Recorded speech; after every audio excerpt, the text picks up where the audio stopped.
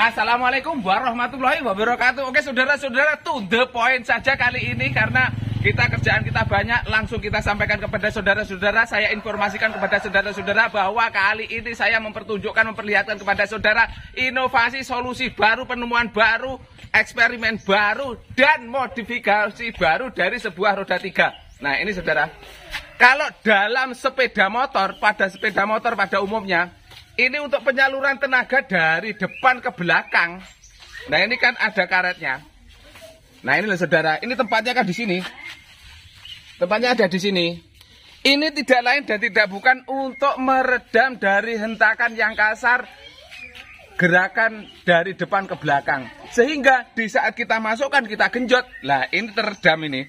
Nggak ceglak, nggak suara kasar, nggak ada. Nah kalau dalam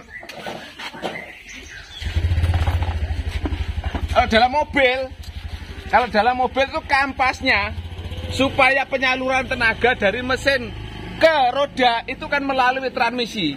Lah transmisi itu di dalam kopling transmisi, kopling persneleng itu kan ada pirnya ini. Ini gunanya tidak lain dan tidak bukan sebagai peredam seperti yang digunakan pada sepeda motor.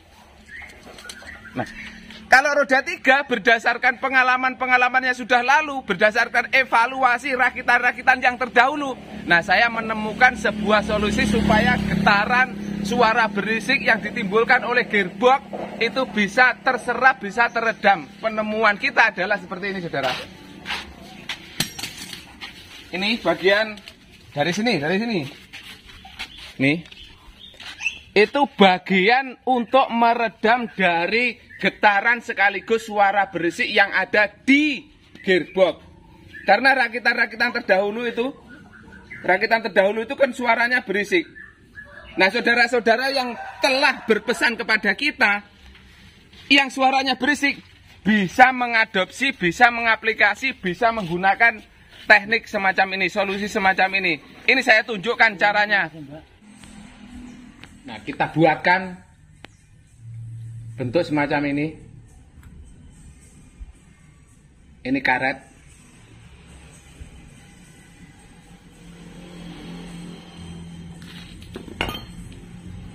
Nah, as kopel ini kita potong supaya tidak nekuk.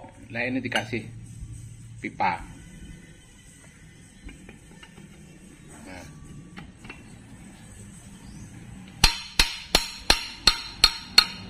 Nah, ini di saat bergerak maka hentakan itu akan teredam oleh karet ini. Sama seperti yang saya tunjukkan tadi loh. Secara detailnya nanti kita buatkan karena ini masih eksperimen pertama kali. Di saat kita membuat untuk yang selanjutnya pasti akan saya tunjukkan secara keseluruhan. Bentuk dari konstruksi peredam yang kita pasang di as kopel, tepat di belakang gearbox. Ya kalau toko sembako kita harus tinggal ngambil yang ini. Kalau nggak suka yang ini, ya tinggal ngambil yang ini. Kalau nggak suka yang ini, ya ngambil yang ini. Ini untuk satu kali gratis, tapi untuk selanjutnya harus bayar. Sekarang bayar, besok ngutang nggak apa-apa. Nah, ini penemuan kita, eksperimen kita, inovasi kita, solusi kita untuk mengurangi suara berisik yang ada pada gearbox. Nah, kita ini kebetulan merakit sebuah sepeda motor dari sepeda motor yang masih nyus, saudara. Ini saudara perlihatkan. Ini juga masih satu kali ini Honda yang pakai injeksi dengan cc 125. Ini menurut image tanggapan masyarakat ini nggak pasaran, tapi sebenarnya mesinnya kuat, dicekoki, dilengkapi dengan alat-alat canggih. Karena injeksi saudara, ini pada tangki itu ada perangkat elektronik yang gunanya untuk menyemburkan bahan bakar menuju ke injektor. Sehingga karena ini bentuknya ribet, mungkin dari situlah pertimbangan orang-orang bahwa motor ini tidak pasaran. Berbeda dengan karbu. Kalau karbu itu simple. Setiap orang sekali kita buka, ya kurang lebih bentuknya sejak dulu karburator semacam itu. Tapi kalau ini karena perangkat elektronik, penyetelan, supaya enak, itu memerlukan suatu keahlian tersendiri. Sehingga tangkinya tidak kita buatkan, tapi kita mempertahankan tangki yang lama, karena tangkinya yang dulu berada di sini. Akhirnya cara pemasangan tangki kita letakkan di sini. Ya mungkin kurang praktis sedikit lah, tapi nggak apa-apa. Yang penting kegunaan. Nah, satu lagi yang ingin saya sampaikan kepada saudara, bahwa kadang-kadang kita beranggapan motor sebaik ini kok dipotong. Lah, ini tidak begitu saudara cara berpikirnya. Karena setelah menjadi rakitan roda 3, ini fungsinya, penampilannya mempunyai nilai tambah daripada masih saat menjadi sepeda motor. Nah itu loh saudara, itu yang pakai karbu kalau nggak salah. Itu kan juga Supra 125, tapi yang pakai karbu itu. Kalau yang ini sudah pakai injeksi. Ya cuma ini cover bodinya ini agak ribet sedikit karena baut yang tertempel di bodi motor itu begitu banyak, sehingga kita harus mempunyai ketelatenan tersendiri. Nah selanjutnya saudara, pemasangan gearbox. Pemasangan gearbox pun tidak sama dengan Supra yang lama, yang masih 100 cc atau 110 cc itu, Supra X itu. Nah ini memerlukan apa itu, teknik tersendiri, karena ini memerlukan apa, briket dudukan ini. Tapi pada dasarnya saudara secara umum sama. Yang penting gearbox ini bisa menempel masuk ke as gigi tarik. Nah, selain untuk mengurangi hentakan yang kasar terhadap gigi-gigi yang menyalurkan tenaga ke belakang, peredam ini juga untuk menambah keawetan dari as. As yang keluar dari mesin, as yang dulunya ada gigi tariknya. Karena surinya yang bersentuhan itu, kalau kasar, ini surinya atau giginya itu akan cepat aus. Sehingga saya sarankan sekali lagi kepada saudara-saudara kita yang telah memesan, tapi saya belum menemukan cara ini, tolong dikasih ini. Ini jelas sekali caranya tadi. Tinggal kita berimprovisasi di dalam berkreasi, memasang. Yang penting ada bantalan, ini dalamnya ada karet. Ini suaranya lebih halus di saat kita masukkan, di saat kita genjot, di saat kita tutup gasnya atau throttle-nya, itu suaranya agak halus. Kalau enggak tanpa ini, ada suara klak-klak gitu. Karena enggak ada bantalan sama sekali. Nah ini saatnya kita menguji test drive dari rakitan kita yang baru. Dan juga baru kali ini kita merakit sepeda motor Supra X125 with injection system. Oke saudara, yuk langsung kita cari tempat, kita cari medan, kita cari lokasi yang enak untuk kita test drive. Sekaligus, ini saudara saya tunjukkan kepada saudara.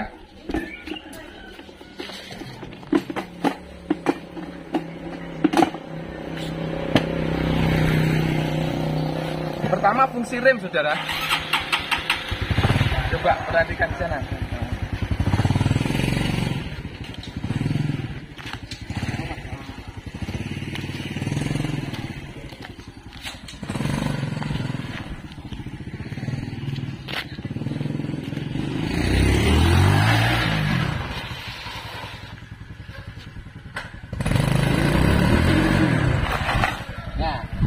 Remnya tadinya pakai cakram, pakai hidrolis, pakai kaliper dan master, sekarang pakai trommel. Tapi walaupun pakai trommel, ini sepakem dengan yang pakai cakram. Oke saudara, yuk langsung kita cari lokasi. Memperjelas kembali bentuk konstruksi dari kerangka gerobak menuju ke motor supaya lebih jelas, karena tutorialnya dulu-dulu sudah kita perlihatkan, tapi kali ini bentuknya hanya beda sedikit saudara. Tapi nggak ada yang saya tutup-tutupi. Coba perhatikan secara sesama, coba perhatikan secara teliti.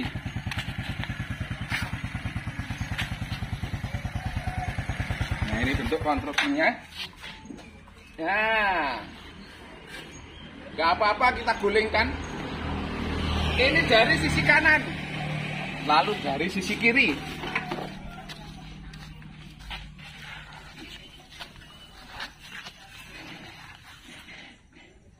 Ini kan semuanya pada dasarnya sama dari rakitan-rakitan kita yang terdahulu.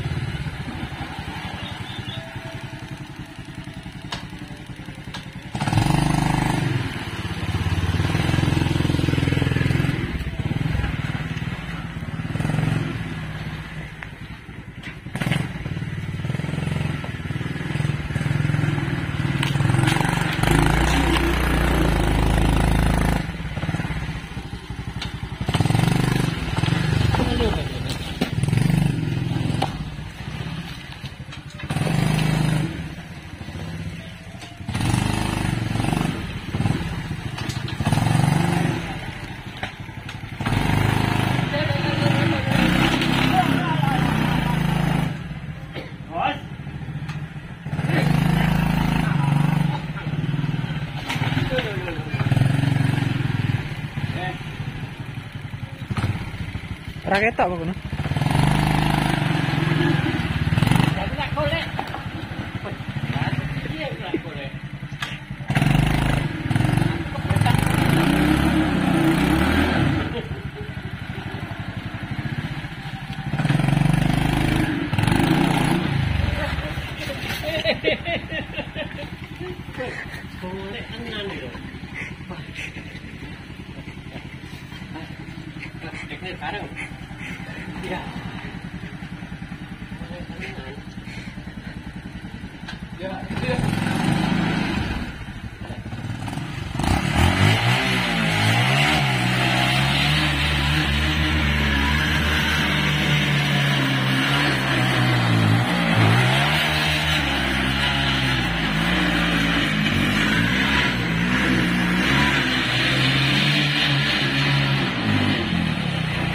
Dari sisi kendaraan, lomba awal.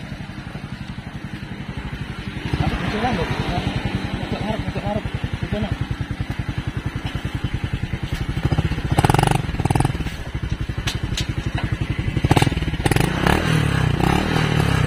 Kebetulan loh ya.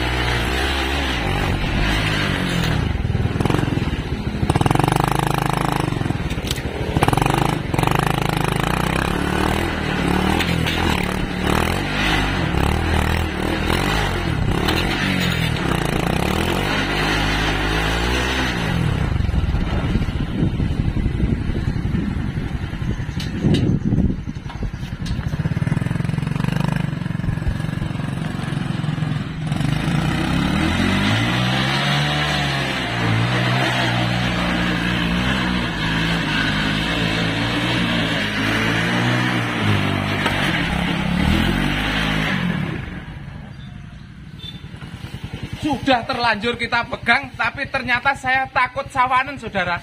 Sehingga untuk menolak sawanan atau tolak sawan atau alergi, walaupun ini cuma satu, coba kita icipi ya. Kalau sawanan ini yang bertanggung jawab, ini lombanya, ini pedagangnya tuh. Wah, subur. Mbak.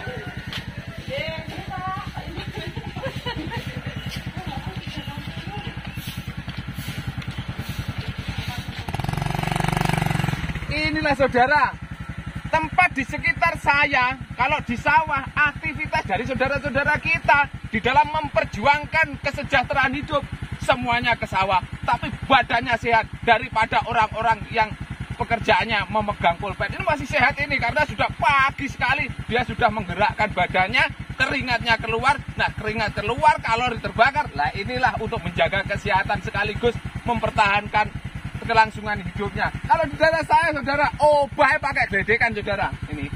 Ini sepanjang jalan sawah ini nanti kita menemui banyak gerobak semacam ini.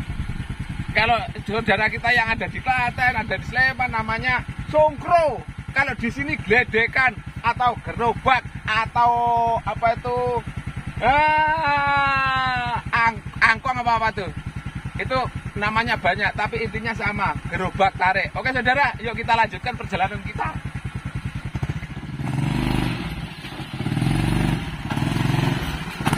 Karena peruntukannya nantinya untuk ke sawah, ya test drive-nya kebanyakan di medan sawah.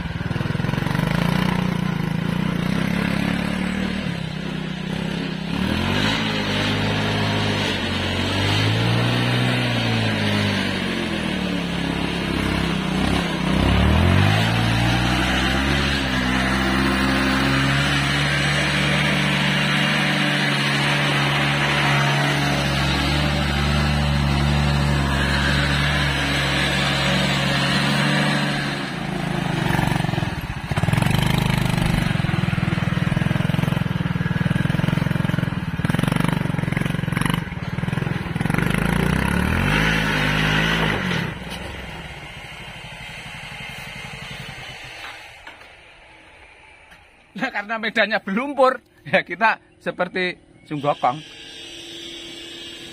Wajah kita kotor begini, tapi nggak apa-apa.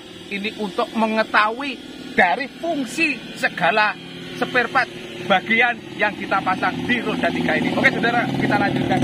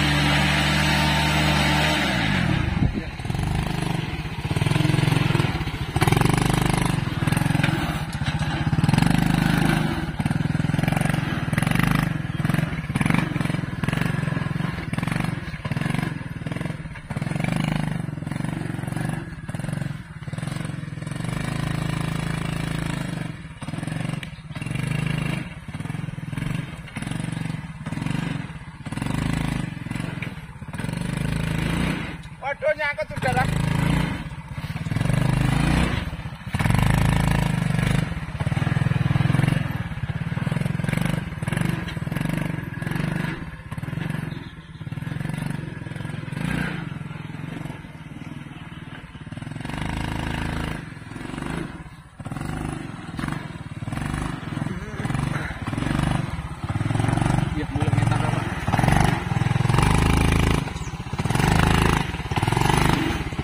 Nyangkut.